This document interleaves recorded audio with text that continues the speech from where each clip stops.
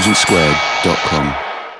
Well, my name's Jeremy O'Grady. I'm from Intelligence Squared. I'm here interviewing the renowned neuroscientist and scourge of religious people everywhere, Sam Harris, who's in London this week to tell us more about his book, The Moral Landscape, and to be challenged by Canon Giles Fraser. But right now, Sam, I'd like to talk to you about an event that has been troubling our journalists over the last few weeks, which is, and troubling you, I suspect. Martin Rees, the eminent scientist, has accepted an award from the Templeton Foundation.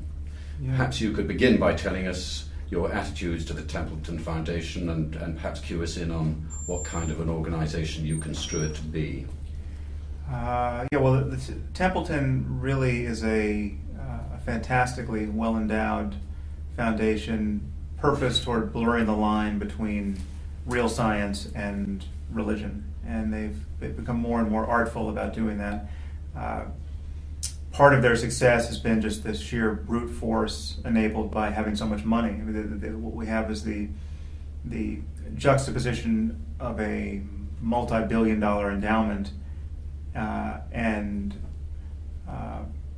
the relative poverty of science. I mean, science is just cash-starved, and so you create an incentive for otherwise secular, or even atheist scientists to rationalize collaborating with this organization because they can fund research to a remarkable degree. And they give $10 million grants to researchers. So it's problematic in that regard. But I think they have a conscious program. They have a conscious program of ultimately exonerating Christian superstition in the light of science. Now, maybe that's changing. Maybe there are new people at Templeton who are not happy with that original mandate, but that was their original mandate. And if you look at their website over the years, if you go into the Internet Archive, you can see how they've finessed the mission statement and kind of buried the dogmatism. But unless they have, those are strong verbs, but might a less irate critic of Templeton say, well, they're going in the right direction. As I recall, their first awards were to people like Mother Teresa and so on. Now they're moving towards the Martin Reeses of this world. Why don't you applaud that development? Well, because to my eye, they're not giving Martin Rees an award for anything he's done that accomplishes their mandate. He is not an especially religious person who has managed to show through science that there are spiritual principles at work in the universe. So he's an especially polite scientist who hasn't wanted to spell out the zero-sum conflict between the scientific worldview and the Iron Age philosophy that is. Well, two questions there. Yeah. One, that presupposes that this is a necessary conflict. And I'm not sure, does Martin Rees actually feel that there is a necessary conflict? Well, he apparently doesn't, and that I would certainly take issue with, and obviously my work has been to try to spell out that conflict, among other conflicts. I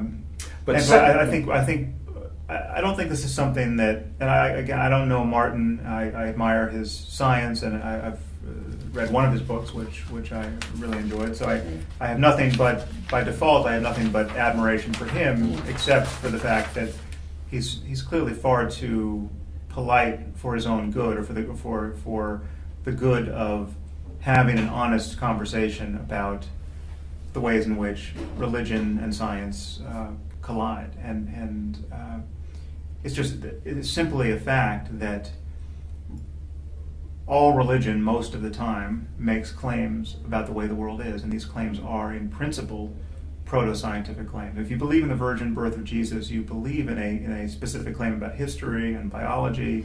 And all right, but let's take it. Let's take the more. I mean, it strikes me, having observed religions, and particularly the Anglican religion over the time, that its claims actually are getting more and more dilute. And less specific to things like the virgin birth and things, and much more to do with the idea that there may be an all-powerful, kind Redeemer figure presiding over all of this.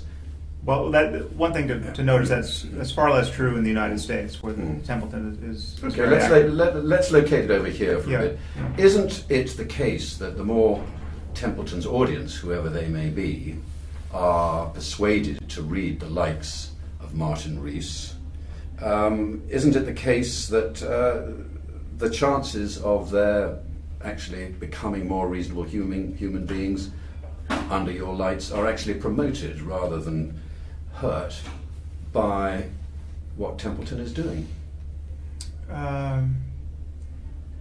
Well, to take a sort of larger construal of that question, religious moderation is certainly better than religious fundamentalism, in my view. And so the moderation of dogmatism is good. You could argue that it's good and it's moving in the right direction. The problem, however, is that religious moderation is also tantamount to the claim that though we can relax our adherence to the letter of the text, and though we can relax our adherence to making outrageous truth claims about the way the universe is, religion is in some sense necessary. And what that prevents in my mind is two things that are crucial, I think, to the flourishing of humanity at this moment. It prevents us from really criticizing religious dogmatism and locating the problem that is religious dogmatism across the board. So it's the religious moderates who will say, oh, you don't understand, Islam is a religion of peace, for instance. And so you have to fight through a wall of that euphemism to get to the ground truth that, no, Islam's not a religion of peace, and it's a problem.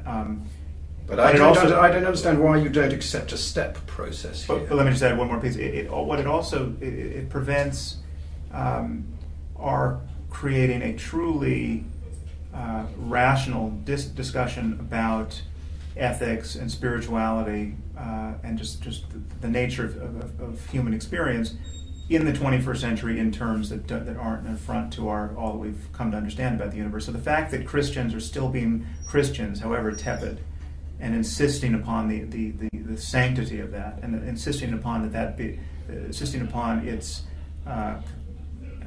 necessary durability, that sort of sectarian ideology, and that Muslims do the same and Buddhists do the same. We have this world that's sort of shattered by these competing belief systems, however dilute.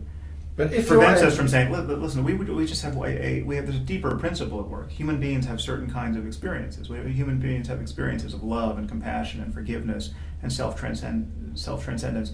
Let's understand that fully in the context of 21st century rational discourse and jettison all the Iron Age barbarism. Isn't part of the rational discourse to recognize the difficulty of changing people's minds? And isn't it therefore quite a good first step to change people's minds by encouraging them to read the likes of Martin Rees? I noticed that another recipient of the Templeton Award was Jesse Baring, the author of The God Instinct, whose work as a non-believer was to see why it is that believers believe. Now, these kind of things which you are introducing, the kind of people whose mind, I mean, unless you want to just go on preaching to the converted, if you're going to do the converting, isn't it a good idea to start by breaking down, as the Templeton perhaps advertently or inadvertently is doing, by breaking down the resistance to actually contemplating these things? Well, I think things you're talking about. I think there's room for different voices. I'm not arguing that everyone with a shred of self-respect has to make the noises I make, or Richard Dawkins makes, or Hitchens makes. That's generous of you. I recognize that there are certain contexts in which it's profoundly unhelpful and in fact suicidal to make those noises. I can't go to Mecca and give a public talk of the sort I'm about to give here.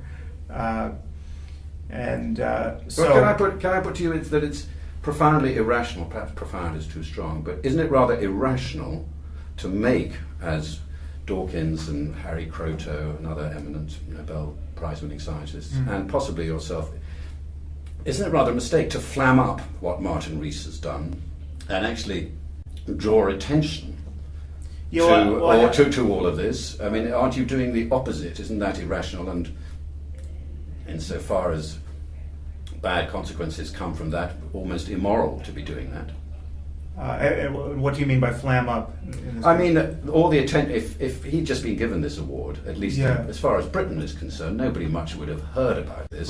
The reason we've heard about it is because Harry Croto and Richard Dawkins, they quote, they talk him a compliant quisling, says one, and suffering from intellectual schizophrenia, says the other. Now that, of course, if you're rational and look at the way human relationships work, especially the relationships with journalists, is to say, right, we've got a subject here. Otherwise, the guy gets his award. A few people in the Templeton organisation possibly might become slightly less fanatical Christian if they read this, so that's a positive. But otherwise, everybody keeps quiet about it. As it is, the whole thing is now flammed up in such a way that you're actually... Well, you notice I haven't done that. In fact, you asked me about it. This is not something that's on my agenda to talk about. But I think it is, listen, if you look closely enough at the problem, it is intellectually dishonest to say that there's no conflict between religion and science. I mean, they are, unless you get the most denuded, propositionless form of religion, which just amounts to liking certain architecture, art, and music. The moment you get people believing claims about what happens after death, what happened in the past, how human beings are connected with energy, whatever it is, whether it's New Age or Iron Age, people are making claims about the way the world is, and they're making them for bad reasons. And faith is the name we put to this disposition between people to give one another permission to believe things strongly without evidence. And it is the antithesis of the scientific attitude. And it's not to say scientists can't be caught being dogmatists in their own right, but by definition, we're trying to jettison that in science. I mean, that is what science is, to be scrupulously honest in that regard. So we have the intellectual high ground, and what someone like Martin Rees appears to do by refusing to call a spade is to muddy the distinction, which is a truly important distinction. We've just now climbed out from under the shadow of centuries in which it was dangerous to reason honestly about the nature of the world, and it's still dangerous. Can I have a last pop at the question of the recognition of human irrationality? The point is there are a lot of by your own standards, at any rate, you'd be the first to agree. There are a lot, in fact, the majority of humankind, given that they are religious in some way or another, are acting irrationally. Now, whatever the reasons for that, you would presumably concur that they are. And you would also presumably concur that it's going to be a hard task making them change their mind, however it's done, and you seem to think that argument can play its part, rather than... I have evidence for that, in fact. I mean, you have to imagine what it's like to be me or Richard Dawkins on the receiving end of tens of thousands of emails from people who used to be not only religious but fundamentalists, and it wasn't many of them actually have come to their senses on the basis of reading our books or seeing debates. I mean, more often it's some other encounter with too much reason, but people have reasoned their way out of the religion of their parents, and they have. I mean, I can't obviously know about the content of your emails, but my own limited experience of the way humans behave very often when confronted by something which actually hurts their belief is to become even more inflammatory very often.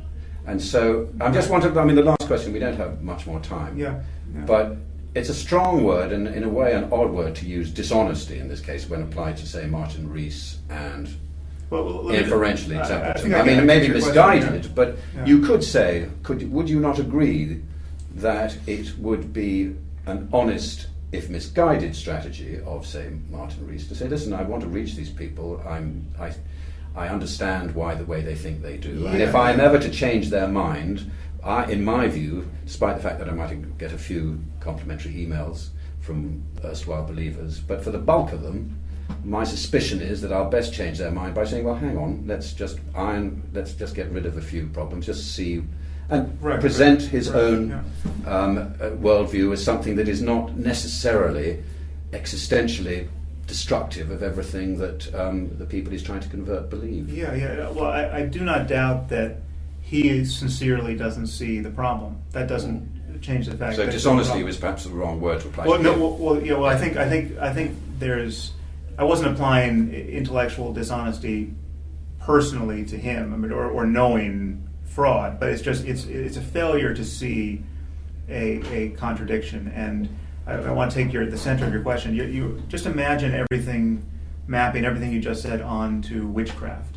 I mean, no one is worrying that we should allied the conflict between science and witchcraft. No, because witchcraft is not very well subscribed in the West, but witchcraft is pandemic in Africa, say. Nobody looks at the fact that witchcraft is causing immense suffering in Africa. I mean, you've got people hunting albinos because they think their body parts have magical properties. Nobody looks at that and says, well, people are irrational. It's always going to be something. We're never going to get over this. I mean, we can see how the fact that we have breakthroughs in medicine has eroded our propensity to think this way, among other things. Now, that same process, that same kind of zero-sum conflict between reason and evidence-based thinking and the magic of our ignorant ancestors, that is the same collision I see between science and religion. That's not to say that there aren't interesting things in religion that we want to conserve in scientific language, like positive attitudes and self-transcendence and love. I mean, if you can love your neighbor as yourself, I want to know that as much as anybody. If you can become like Jesus, I want to know about that possibility. But we have to talk about that in terms that don't entail lying to children or to ourselves about the nature of reality. And that's the thing that gets fudged with this Templeton business. And if they were doing it with witchcraft, it would be immediately recognized as an obscenity, an intellectual obscenity. And the fact and if they were doing it in the service of some specific cult, like Scientology, or some fringe sect of Christianity, you'd immediately recognize this is a problem. But the fact that the dogmatism that they tacitly support is so well subscribed, and in many cases, in at least in the UK, so apparently benign, it seems too much trouble to oppose it, or impolite to oppose it, or counterproductive to oppose it. Well, I would love to go on, but we're going to have to stop it there. So Sure. Thank you very much. Yeah, thank you.